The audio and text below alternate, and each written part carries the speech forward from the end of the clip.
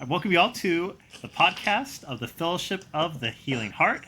I am Father Charlie, and I am joined by Kelly, Danny B, and Georgia.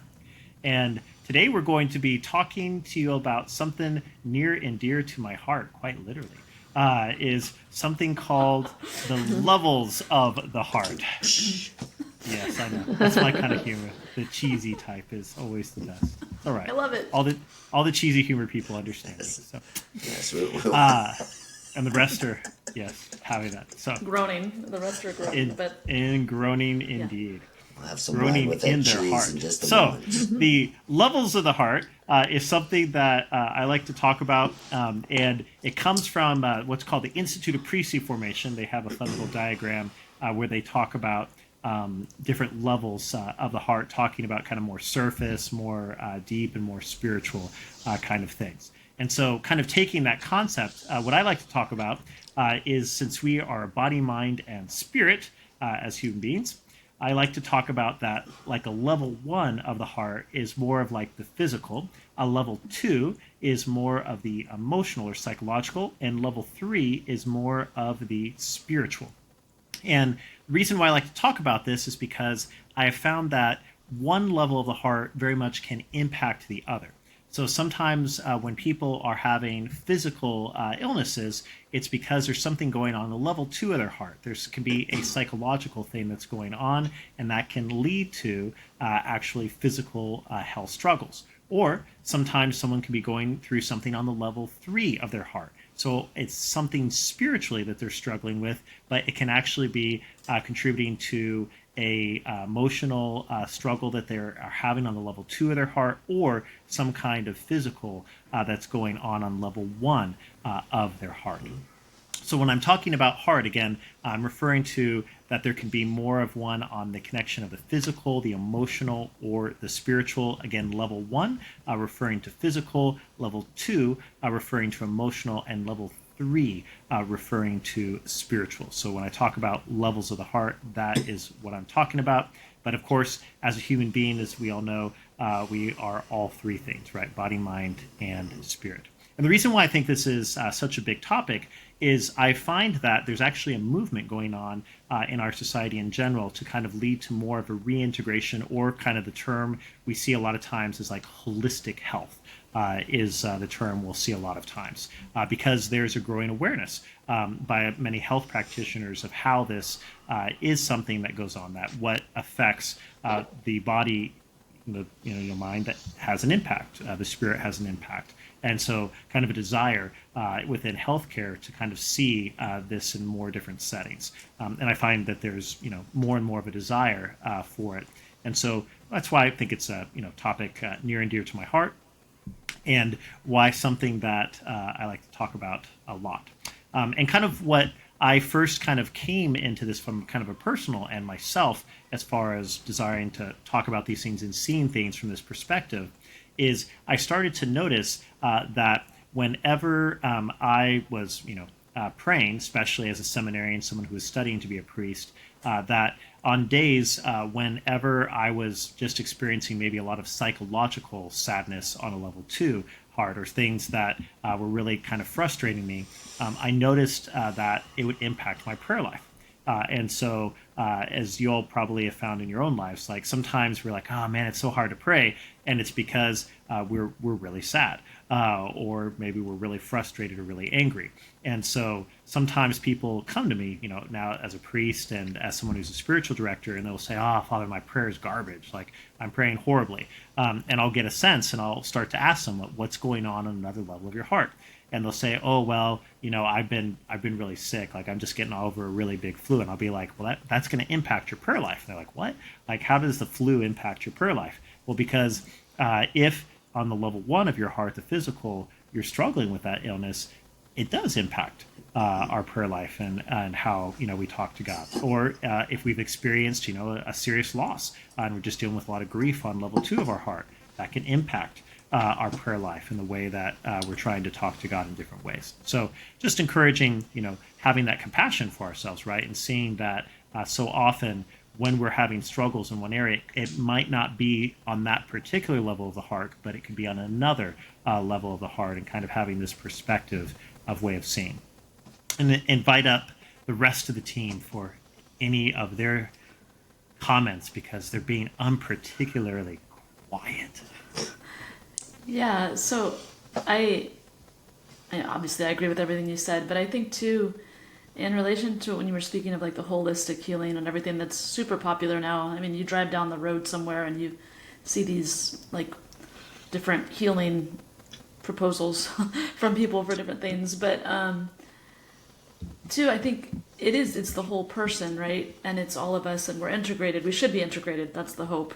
Holiness is wholeness kind of thing. And I found just a lot of people now will get that like physical things will impact their life. They'll recognize that. But then sometimes still it kind of takes a moment for some people, for some of us, even myself included at times, to realize like the spiritual part is also at play. Like, they can recognize, oh, I'm feeling off because I didn't sleep well, and I'm not working well because I didn't sleep well or something. But then you ask them about their prayer or about something on that level, and some people have never thought about that before. That's what I've encountered some in praying with people, or, they'll kind of disregard sometimes physical ailments or things when they really can be connected, even to like holding on to unforgiveness, or holding on to, just dealing with grief and not having prayed through it.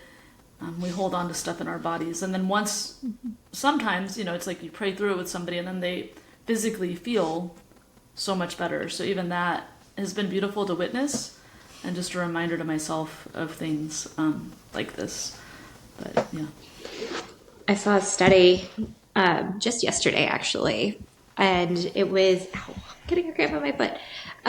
It was saying that out of a 700-person study, that people who habitually suppress their emotions had a 35% higher rate of death. Like, they were going to die that much more, like, readily, quickly, hastily.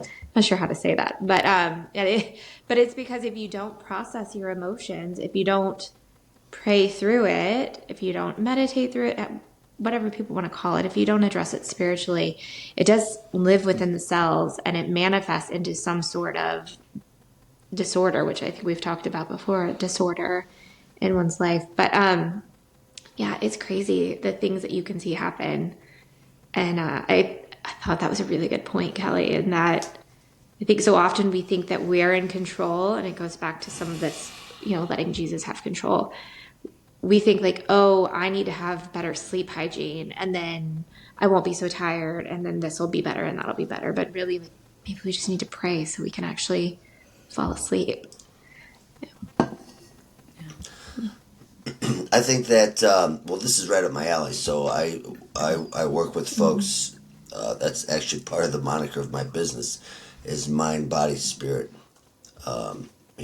training, and there are a lot of neat studies. So we did a lot of this in depth in psychology, even interesting things like people who, not that I'm advocating this, but it is it is backed up by research. You can look it up for yourself, folks.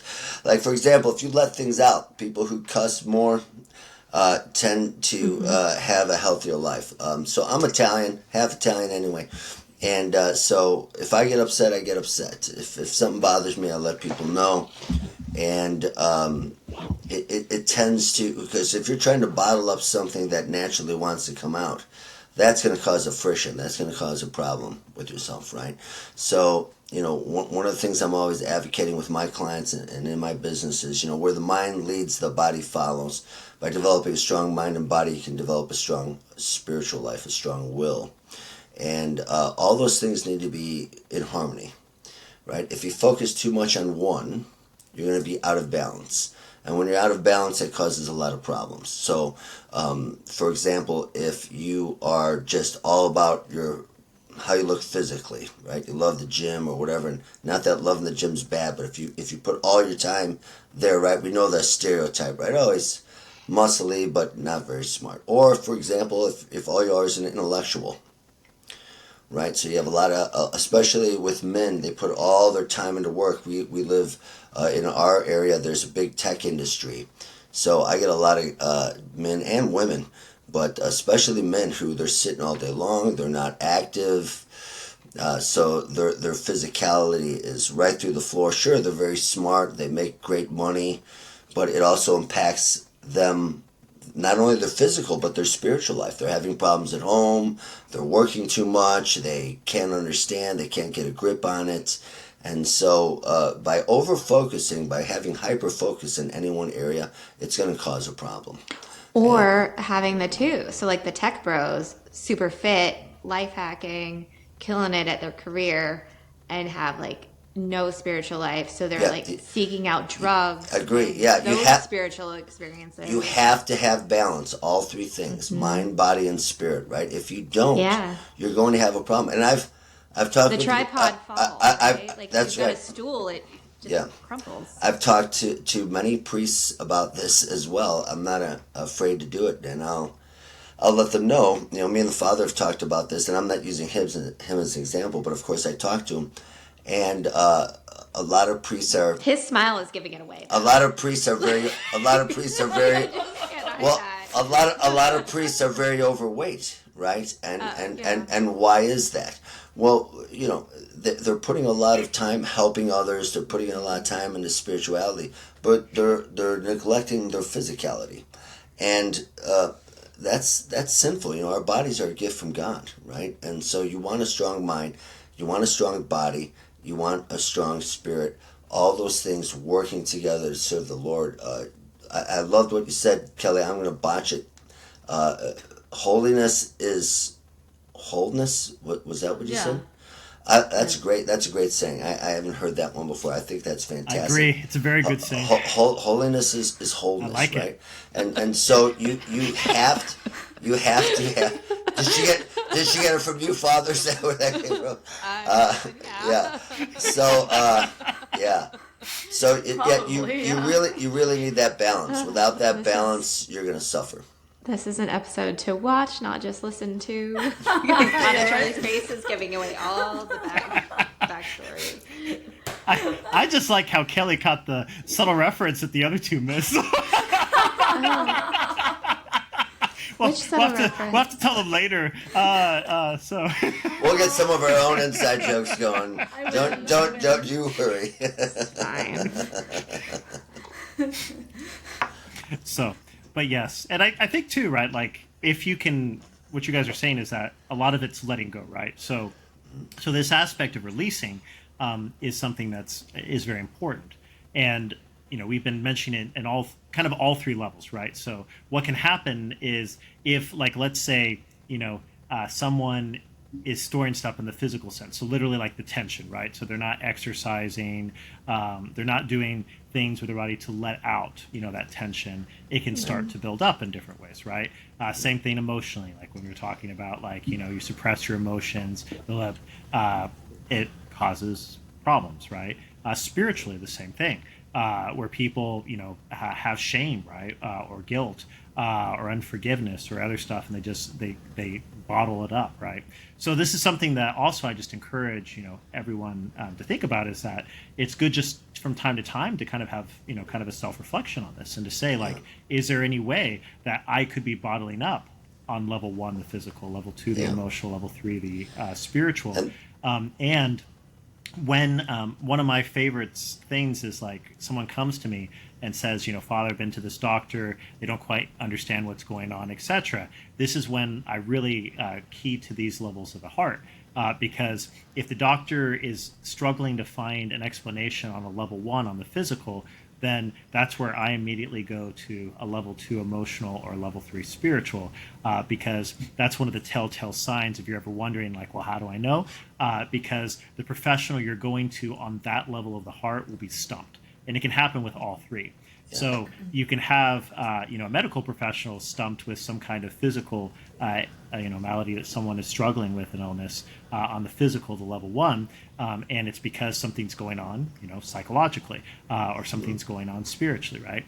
There can be those that the counselor's stumped someone's experiencing something and they're like, I don't understand, this should not be happening the same way, or they're stumped on the level 2 with what's going on with the psychological, the emotional, and it's because of something's going on physically, right? Like if you have a thyroid imbalance, for example, that affects your emotional regulation and the way you do it. And so it's not that someone needs necessarily counseling; they need to regulate their thyroid, right, and what's going on. And Or, even on small levels, Father, you get people who, I had a client once phrase it this way. He was missing workouts and his diet was bad, and he goes, I'm in a shame spiral, right? And so it was affecting him psychologically, it was affecting him spiritually because of his physicality, right? So one thing just toppled the next. Georgia brought up a good point about the tripod, right? So like on a stool or something, you take out one leg and it can make everything collapse. So it's Or you could just make it a little too short. Yeah, It gets wobbly, you have to be cognizant of that, right? Yeah. Yeah. So, and the other one I just wanted to also mention is with the spiritual, because this also is sometimes people will come and saying like, Father, I'm struggling with particular sin pattern. And they're like, I'm going to confession, I'm going to pray, I'm doing these things spiritually. And they're like, what's going on? And sometimes, when I pray about it, I'll ask them, I'll say, hey, what's been going on physically, or what's been going on emotionally? And they're surprised because actually the issue is not so much that they need to pray more, or maybe that they need to, do some of the other stuff that they've been trying to get rid of a particular sinful pattern, but maybe it's a case that they need to do something physically, like fasting, for instance, right? Fasting produces great spiritual fruit. And I've known people who have struggled with kind of sin patterns before, and they start fasting. So they do something physically, right, on a level 1, and it has a tremendous impact and a breakthrough on their spiritual life, right? Yep. So this is where, again, just encourage you, if you ever get stumped on any of these levels, start to expand your thought process and think, could there be something going on one of the other levels if it seems that it's not making sense on the level of the heart that you're trying to kind of focus on with whatever you're struggling. If I could chime in too, it also works in reverse, right? So if you start to improve in an area, so your physicality, so most people when they come to me, they're only thinking level 1. I want to look better, I want to be stronger, I want to lose weight, all great things. But I often make sure I infuse that this is going to help you mentally and spiritually as well, right? Because as you start to get stronger, you'll see these benefits, and you'll start looking a little bit more maybe the way you'd like. You're mentally going to feel a bit better about yourself. It's also going to help you spiritually, right? So you know how we were talking about where if you're upset about something and your prayer is hard, sometimes prayer is easy when things are doing great, right? You can hey, I can pray for 2 hours. Let's go, and so those things can have an upward spiral to where if you work on them, they can all work together, synergistically. I saw a reel the other day. I 100% know that I'm on social media more than any of you. Well, maybe not Danny. Danny's on there a lot. I'm not. I don't know. I don't know if you could say that. I just Okay, post a lot of I am stories. on their second most. And I saw this Savannah Bananas baseball player. them. They're so fun. Yeah. And he speaks about Jesus a lot. And in this one, he was like, I challenge you. And he coaches people, athletes. And he's like, I challenge you. Like, so you see athletes all the time, like Danny was saying, like when things are good, you're like, yeah, give it to God, that win, that, that gold medal. But it takes real faith, and God loves to see your heart in the instance when you still acknowledge his goodness and his grace when you swing and miss, right? When you get an out, like those sorts of things. So like if you can really want to be a better athlete and you want to be a better Christian, you want to have a better spiritual life, even in the hard moments, you give it to God, you give him the praise. Yeah. I thought it was really great. Very similar to what you were saying. Like Yeah. it helps you through both the good and the bad. That's why you got to show up on the bad days to work out as well as Yeah. the good days. Like Father was saying, a mortification, right? Where you're using fasting for example, Yeah. right? That kind of denial, that helps develop discipline. Why do you need discipline? Well, you need it in everything. Anyone who's watching this has a job or has kids. You have to have discipline to raise those kids, to go to work, right? And so a lot of folks, they make the miscalculation because they're like, I do this great, whatever this is. That doesn't always translate all over everywhere, right? And so they can often miss it. And Father keeps talking about how they'll focus on one thing, maybe it's a spiritual thing, and then Father's like, well, how's the physical, or how's the mental? And it's really important that if you approach this with that mindset, that's how God made us, right? Mind, body, spirit. It really helps. It really changes your life. Yeah. I'm curious. I'd like to hear Kelly and Father Charlie's take on this. So we've mentioned fasting. I'll just go to the restroom then. No, please stay. Please stay, because it came from something that you just said. So, with fasting, so I'm listening to what we're talking about, and I'm a couple of times now I'm like, yes. So like perimenopausal, menopausal women tend to get these ailments coming up more because the estrogen is dropping, the hormones are changing, the balance is off. Imagine that. And so these ailments are rising in our experience. People are getting more eczema. They're getting dryness. They're getting hair loss, sweating, weight They gain, can't all of sleep. these Yeah. things. Yeah, insomnia, all of these things that are happening physically to us because of that imbalance. Then men with fasting, this is kind of where I'm going. So I'm thinking like women and men physiologically kind of different in some important aspects. Now, and then I'm thinking about like spiritually where we're at and how we're going to make this all track up. So, Kelly and Father Charlie, things like Exodus 90, fasting, that kind of like extreme discipline. There's a fiat with Mary, I think, that's Yeah, for 90, women. That's yeah. very different. Yeah. And we've also seen in science, because science just keeps proving the Bible to be true. It's pretty It's cool. true. I true. saw something on social media about that today. I saw a really cute one with kids talking about it. It was so sweet. They're like, did you know that cell autophagy is just the Bible telling you to fast? And science is just proving the Bible true. So with that, because we do get that cellular death and renewal from fasting, but Right. science is also showing that it's maybe a little bit different for women because of our hormonal needs. Can you guys kind of talk about like how that maybe translates to the spiritual health and how you counsel people through that? Or is it not there yet? I'm not sure. Father might know more, but I would say too, sometimes like fasting isn't just food too. I think a lot in our culture, like Yeah. intermittent fasting is really hip right now. I see all these ads on social media for Do like people still say hip? fasting things. I don't know. I say it's hip, but I only Bringing it back.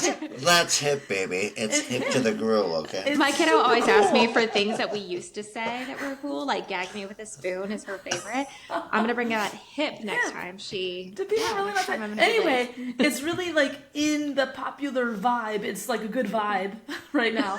To It has aura. it has oh gosh, yeah, I don't like that. No. Yeah, no. But it's a thing right now. It's popular in the culture to say like, oh, I'm intermittent fasting, or I'm doing like OMAD, which is like 1 meal a day, whatever. And they see like physical benefits of it, you know, and but spiritually too. Yes, fasting can be. I'm gonna fast from a certain food because of I'm like uniting this suffering or this offering to Jesus for this intention or something. You know, it's like what's behind it.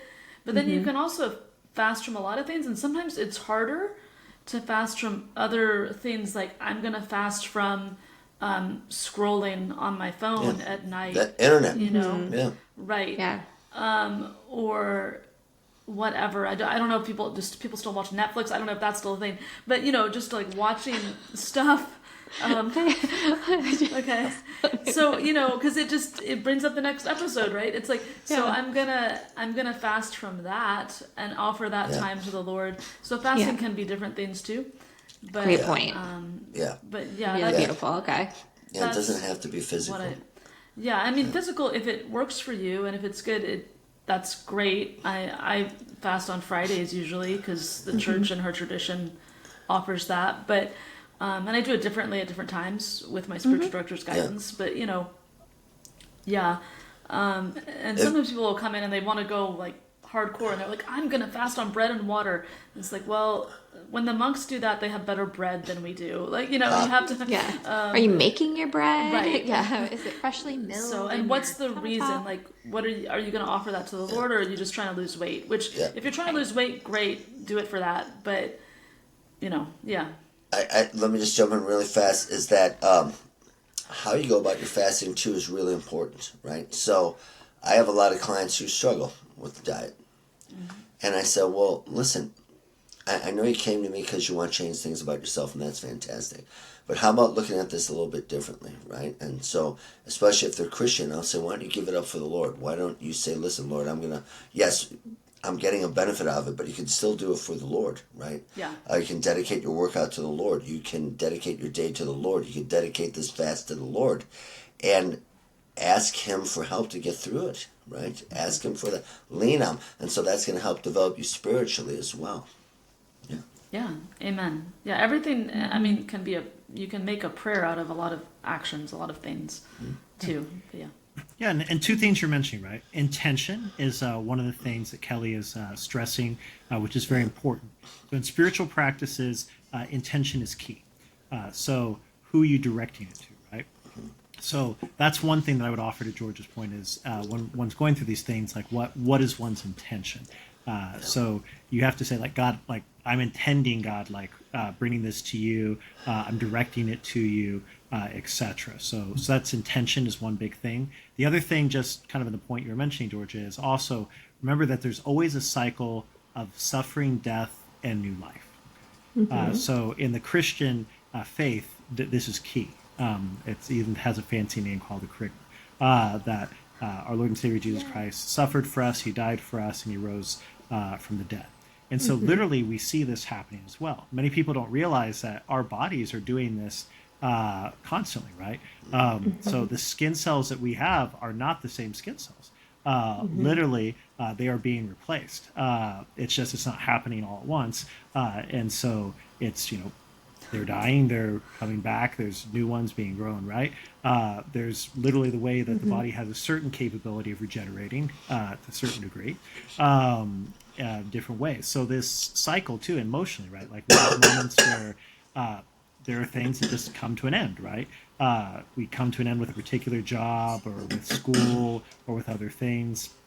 And we have to let go, right? That period of our life is over, and a new period of life, is beginning. Or spiritually, I tell this to people that it's very common actually when sometimes people are struggling in prayer. I'll say, "What are you holding on to?"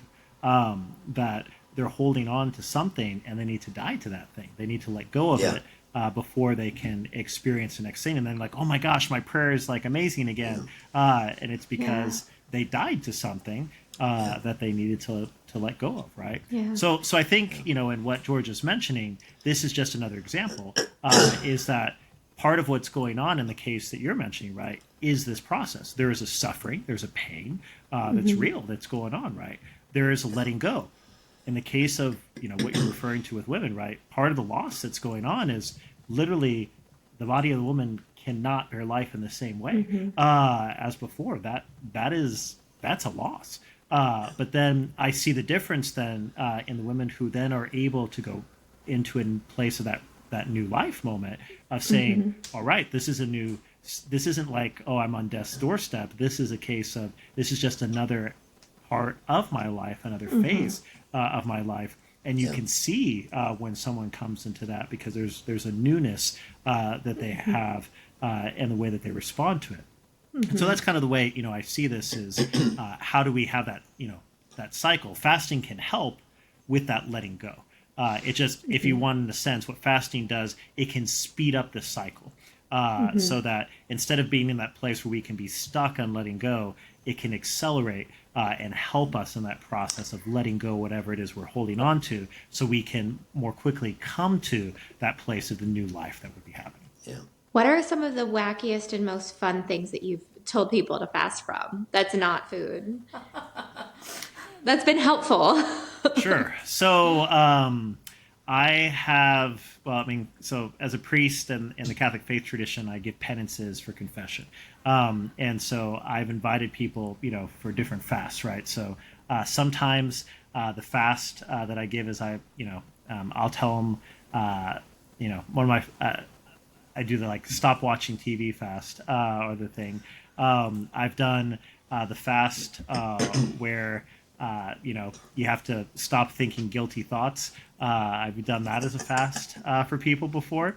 Oh my goodness, I just want to stop that. Do you ever hear someone on the other side of the confessional do this? Oh. Yes, well, my favorite noise? one is it's when I That was me. I want snacks. when I give a penance of a date night. That's always a fun one. And A they're penance for and- date night? Like Yes. to go on a date? Yes, I say your penance yeah. is to go do something fun with your spouse. And What? they're like, "Oh, Father, that's hard." And I'm like, yeah, that's the problem. That's mean. so sometimes No, it's mean that someone thinks that it's hard. It's really good you explain yourself, young lady. I know. Father Charles No. me. No, it's mean that it's hard sad, for yeah. someone to enjoy their spouse. But I mean, I so get that's it, some of the but- wackiest penances to answer your question, which is just I would like I that tell penance. them I tell them Date go night. have fun. Did you go have also some like? joy. I know in confession sometimes you guys hand out information. Are you like, here's a movie flyer, here's a free popcorn? I was gonna ask, can we ask for a suggestion? You should During your actually confession? have next time hand out Donna's card for the restaurant she's at. Go see her. So I have handed out cards or flyers, but it was usually for parish functions or to refer someone. So again, confession Okay. level 3 spiritual, right? So sometimes I've referred and said, hey, I really think it would be beneficial to you to go, speak to some counselors. And these are some examples, these are some possibilities, right? Or I'll say, you know what, I think you need to go train really hard. And so here's a as reference a small business to. owner, I'm like, okay, I need to talk to my parish pastor. No, so and priest actually, about as far as recommending self-care. Yeah, Yes, I like I- the small I think business you need a marketing face- I like where you're at, George's Georgia. card, you can. Here's a personal trainer who can help you with all of these problems. Yes, exactly. Here, Father, just next time somebody's saying they're feeling a little run down. Yeah, I might get a little in trouble for those ones, but we do have rules in the church for that kind of. Well, Confounded and confustigated. yes. I mean, isn't there a directory of business owners at the parish? Yeah, you just don't keep it in your confession. Right. No, but you could recommend that they go and use the. I still wanna- Here's the website for the parish resource. I want to circle back to Outside when of the confessional, certainly I can. Not a I'd confession. I'd like to I'm circle. really trying to get facials to be part of the spiritual experience. I'm sorry, Danny. Go ahead. That's okay. I just want to circle back to the can we make a suggestion for our penance? Because that would be great. Forgive me, Father, for I've you make sinned. a So now X, you're Y, into- Z. you're And by the going way- into your suggestions for By the penances. way, This should be I'd good. love to go on a date night with the wife. I feel bad. I feel like that would not. You would have to have a lied in penance. confession to get that. I know that's why it's funny. I'm sorry. Yes, I can't give you the scenarios why I would give that Sorry. penance. So, but I'll just say, Oh, yes. I can think of those. I thought you all were going to That's give me an suggestions episode to say, for another Father, you day." should give this out as a penance or that out as a penance. I thought that's where you guys were going with that. I mean, I always enjoy the classic 10 or 5 or whatever. 10 or 5. 20 Hail Marys and 50 yes, push-ups. Like our Yes, fathers. Georgia likes the quantify, so that's what I call the 2 aspirin approach. So pray to our fathers and call me in the morning. Because it makes me feel better because I'm like, oh, okay, cool. It was just like standard. Yeah, One time I got Wait, 20 of isn't like the something and I was creation. like, ah, I'm gonna be a never come contrarian. back here. I'm gonna be a contrarian and say I actually like it when I get a different penance, right? Something Me too. Yeah. different because you're like, oh, okay, I have to, and especially if it puts you out of your comfort zone, right? So I actually kind of like that. I like the 2 aspirin one you were talking about too, Father. But I'll remember it is that one, Danny. As someone who carries a lot of Have me go slay some give me- dragons two aspects. Give or me one of the something. most creative penances, I like when it relates to what I've said. Yes, you know, that's- so Yes. That's so helpful, but yeah. on this note, so penance is actually meant to be medicinal. So part of the function of a penance is it's meant to be something where we say, like, God, I'm so sorry for this, what I've done, and I want to express my sorrow to you by doing this particular thing. I like to call it, it's the equivalent of like the husband that gets himself in the doghouse with the wife and then gives flowers or chocolates or whatever is the favorite thing for her because he's doing penance. He's doing restitution for what he Flowers did and wrong, chocolates. and he's trying to do some kind of good to express his sorrow, right? because it's a for that. sacrament of goodness. healing. Sacrament Yeah. of healing. Sacrament of healing. So- Funny enough, so I have a elderly mother. I don't know if she'd appreciate that, but She's is. older than you. She is older than me. She's older than anybody here. That makes sense. And she is at the stage of life where she's going through all of the things, right? And right now she's going through all of the paperwork. And she led me down this rabbit hole of different letters and whatnot. And they were from my my late fiance. And I was reading them and I was like, all of these are immediately following him being a real PIA. Like, it was just pain in the... Everybody looked a little bit quiet, like, what did that mean? I had to about think to about it. And I Google. think that means that. But What is PIA? Yeah, and I was like, oh, it's just, that was his penance. Yeah, sometimes I did get flowers, but yeah, but it was also really nice because that also like didn't have any like meaning for me anymore because the cells have changed. We have moved on. There's been healing. So anyway, it just, I had to do that literally today, so it kind of popped up in my mind. And now I'm like, oh, those are all penance. Yeah. Yes. Okay. So I'm curious how you all seeing maybe these levels of the heart, or maybe suggestions that you would have from just kind of what you've seen in kind of your own lives. Like, I don't know, Kelly, if, in spiritual direction or healing prayer, or in training or in skincare. What would be some of the ways that maybe you've kind of suggested things to someone? They come to you, like, again, and Kelly and me, it's like we're level 3 of the spirituals when people come to us the most. For Danny and George, it's probably level 1, right? The physical so often, although it could be maybe some psychological in some cases. Yeah, the skin is a detox organ, and it's an organ of expression.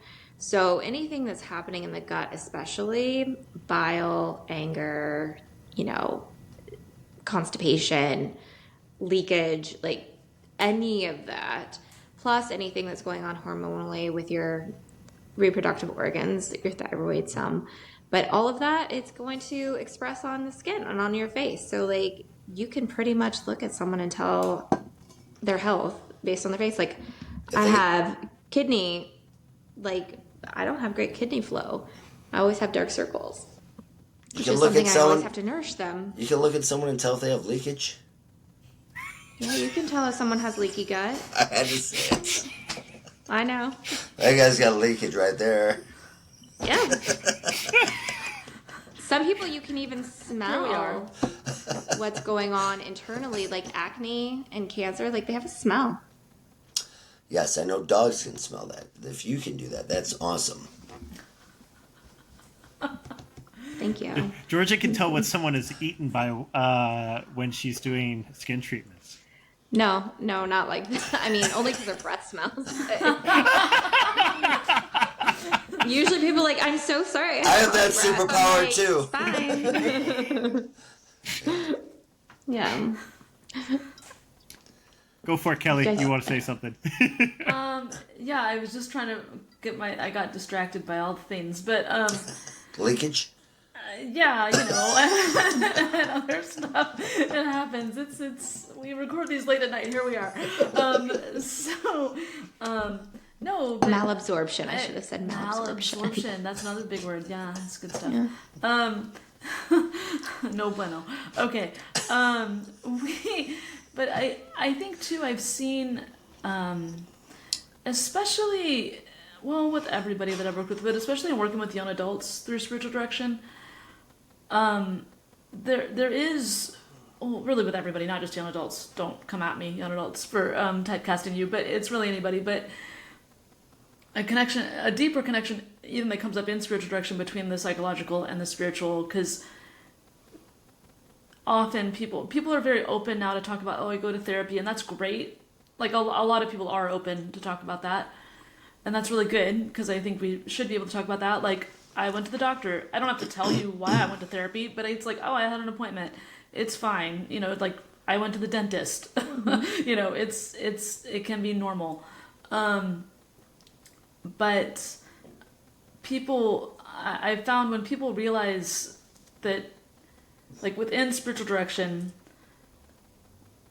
they'll, once, you know, after they've come for a little bit, or if they know me and they trust the process, it's like this realization that, like, Jesus wants to heal all of them, like, and that all of these things can be conduits of that. So, like, yes, you can keep going to your doctor, you can keep going to the therapist, and they'll realize, like, oh, all of it's working, you know, and they realize, like, all the levels of the heart, especially after, when we would do these retreats, Father Charlie, when I would be with you and we would do these retreats, usually soon after that, people would come to me and either be like, all my levels of the heart are, like, bad, or, you know, they would, you know, it's like you have to walk them through. It's like, Yeah. it's like, okay, you're fine, you know, let me sit with you.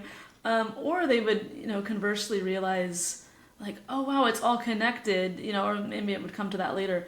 But those would be beautiful moments, or just to be able to even use, there's like a little diagram that Father has that from the Institute of Priestly Formation, and it shows, you know, a heart with 3 levels on it. So even for people to realize, like, that's my heart, and I can be gentle with myself in all of these areas, has been a really big gift. I don't know if that was your initial question, because I got distracted by leakage, but, you know, but yeah, it's been beautiful to witness that and use that in my own spiritual direction, even now that I'm not, you know, ministering with you, Father. Like, I'm not in the same city Father Charlie's in, I'm in a different place. But I will bring up the connections, and some people have no idea. So it's beautiful to kind of walk with them through that. Sure. Yeah, you had something you want to add? Go for it. Well, so in my profession, a lot of folks are coming to me because they get the panoply of the training, right? I am, if holistic is the right way to say it, but you can't maximize your physicality without also training your mind and your spirit. You just can't do it. You're not going to be able to do it. And so I'll have folks who come to me with a lot of problems, right? So a big part of being personal, like when you study to become a personal trainer, one of the things they try to teach you is, if people try to talk to you about your life, don't do that. Get them back into working out. Just keep working on the physical. And I remember talking to some of my colleagues about this. I go, this seems counterintuitive, and on one guy, a young guy, goes, well, you're taking the personal out of personal training then. I was like, exactly, right? And so people come to me with a lot of their problems, right? Whether it's, say, they're having a marital problem or whatever, or they're stressing out about their job, and I'll gently remind them. I'll say, you know, these are, you want to be able to handle these things better, because, for example, if your stress levels rise, that's also going to raise your cortisol. And cortisol is a chemical in our body that'll help you hold on to your fat, right? So you could be dieting and you're not losing the weight like you'd like to be, right? And so, well, how do I not stress about my job? This is where I start talking about Christ and giving it up and praying. And even people who maybe don't have a prayer life or aren't even Christians, I'll say, well, you know, it works for me. You know, have you ever tried praying? right? I won't even necessarily bring up Jesus or God right away. I'll say, have you ever tried praying, giving up to a higher power? And then I'll start leading them in this direction, right? And it's never failed even once to bear fruit. Every time I've ever done it, and I've trained tens of thousands of folks, every time I've ever done it, they said, hey, I tried what you said, and wow, it's really working. It's not always dynamic. Sometimes it's just bringing them back to earth, right? They might be upset over, this person did this thing, and I'm so upset. And I'll help them take I call it kaleidoscoping, right? You guys remember kaleidoscopes? You look through, and you don't really change where you look, you just change the aperture there and you get a different pretty picture, right? And so I'll say, have you ever tried kaleidoscoping, looking at it a little bit different? Have you ever stopped to wonder about the guy who gave you a not a nice gesture in traffic, what he's going through? Maybe he just found out he's getting divorced. Maybe his kid's sick. Maybe something really bad happened to them, right? So try having a little grace and forgiving that person or praying for that person. And it's hard. I'm not running around holier than thou, and everyone who cuts me off in traffic, I'm like, oh, go with God. I'm just like everyone else. I get upset a lot of the times. But I very quickly try to bring it back to, listen, you don't know what they're going through. Try to pray for that person. And it really keeps an even keel in your life. It gives you a lot more peace, a lot more comfort, right? And so, and then it ends up helping what the people came to me for originally, which was a physical thing, right? They wanted this physical result. But then I change how they think about it, right? Well, I don't like dieting. You know how many times I get people, they start to work with me, and I said, okay, so let's talk about breakfast. I don't eat breakfast. And I'm a very direct person as I get to know people. I go, great. Well, how's that working out for you? Because you're coming to me with a weight problem, right? And you want to lose weight, and I'm telling you that getting started eating a little bit earlier in the day kickstarts your metabolism, which means you're going to burn more calories throughout the day, right? So, you hired me for my expertise. I'm going to give it to you, but just like going to a doctor, you don't have to listen to them.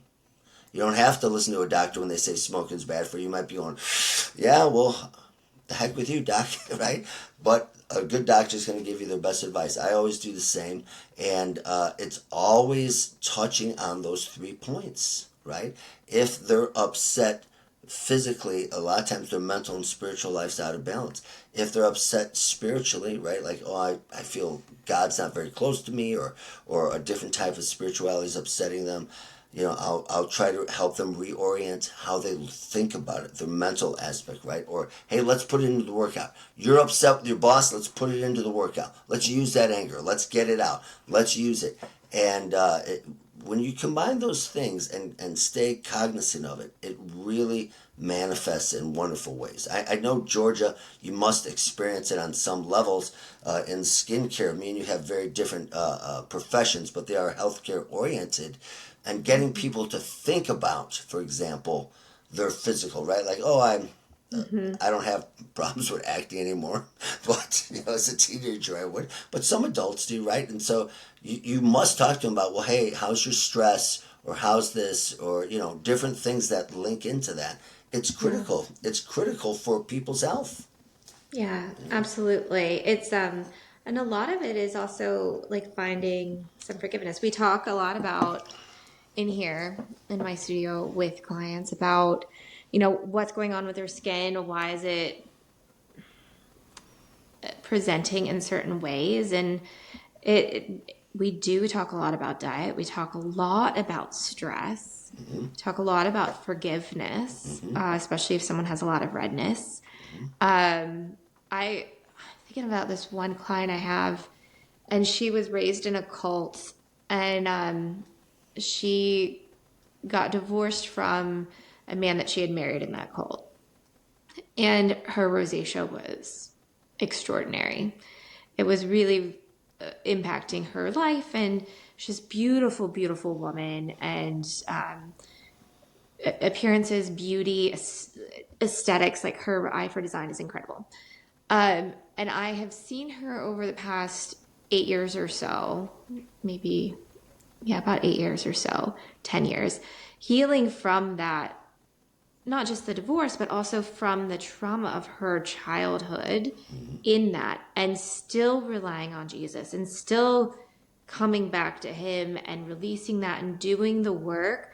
Oh, it's not something that happens. You don't lose weight within a month, or 100 pounds in a month, right? It is a process of Not years healthily. often, Yeah. not healthfully. Yeah, and so it takes, if you do it with, it takes a long time, but you can get there if you do all of that work. And so now, topically, we have it super under control. Like, we know exactly what she needs to be on, and everything's perfect. But if she goes through times of stress, it kicks back up. But healing from all that trauma, like, it dissipated dramatically. Yeah. And then she also changed her physically. She changed her workout routines. It reduced stress even more. And now, I think she's thinking about maybe doing like a bodybuilding competition or something, because she's just like That's killing great. it. Yeah. It's really Yeah, a lot of exciting. people really changes their lives, especially when you learn how to link those things together, right? Like you were just saying, and I was talking about a little bit, that when you're cognizant of, hey, if I can give this up to Jesus, or developing the discipline, right? So everyone wants everything so fast, and I often tell people, I go, look, I tell them, I go, I promise you, if God gave me the power to just go boop, touch you on the forehead and give you the body of your dreams, I wouldn't do it. You know why? Because in 6 months you'd come back worse than before and be wanting it again, right? If you don't develop the discipline on how to get there, your odds of a backslide are tremendous, right? That's why even things like Ozempic and stuff like that now, I train a lot of healthcare professionals. They say you can't go on it because once you go on it, you can never go off.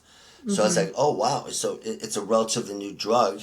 And so I was like, oh, why is that? Does it mess with your hormones or what does it do? And they go, well, no, because you'll overeat. And they start talking about all the psychological issues that you never overcame. And now you just, you backslide tremendously, right? I've had the same thing with people who get a stomach staple. You know, they're supposed to go to psychological counseling, and so many of them just blow right through it. Well, I used to eat a whole pizza. I don't feel like it, but you know what? I'll just get it in, and they rebuild their weight. God bless them. They rebuild it. That happens with acne clients too. They get clear, and then they want to be like everyone else, and so they try the latest thing, or they do this or that, and it comes back, and then it comes back at the worst time. You There's have like an to- event coming up or something. Yeah, you have to. That discipline goes hand in hand, right? Yeah. So And discipline it's can be good. really boring too, right? Yeah. Well, Like, listen. And so, but that's okay. as a martial artist, like you guys, folks might say, I have swords behind me and stuff. You know, I think Bruce Lee might have said it really well. He goes, "I don't fear a man who studied 10,000 techniques. I fear the man who studied one technique 10,000 times." Ooh, Right? Like that And- girl that only does the one kick. Yeah. So like Have you seen her? yeah. But if you're really good at it, right? It's She can destroy anybody because she Yeah. only does That's the why one you kick. practice the Yeah. basics so much. I tell Practice, people like, about that all the back. time with like drawing swords. You see certain things in the movies, not to get too graphic, but to be able to draw a sword with such expertise to cut through something at a level and do it on the draw, that's someone who's just practiced this movement over and over and over and over again. And then when they do it in real life, it looks kind of amazing and wow, but they've done it so much. It's just ingrained into who they are. And so if you want to reach those levels of excellence, whether it's physically, mentally, or spiritually, that discipline is key. And I know it may sound boring, but if you want to be extraordinary, I tell people all the time, extraordinary is 2 words. It's extraordinary. Ordinary with more. Extraordinary. You must do more than most, otherwise you will not get there. You know what I love about that too is like kids are so delusional. I know I was delusional as a kid. I was like, of course I can do that. I can do all of that. I can do any sport. I can do any of it. Right. And so like then if you're so delusional about the one thing, you keep drawing the sword over and over and over until you eventually become that person. Yeah.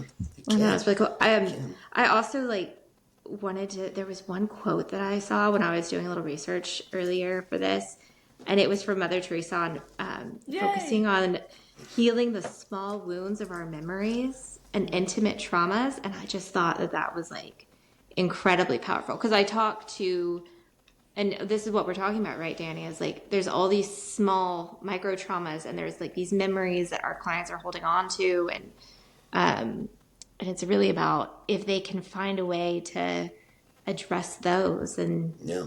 what we're doing is easy. Well, that's why I think too. I know we're maybe kind of going off on a tangent, Father. I apologize, but that's why confession's so huge, right? Where Yeah. you have to let that stuff go, right?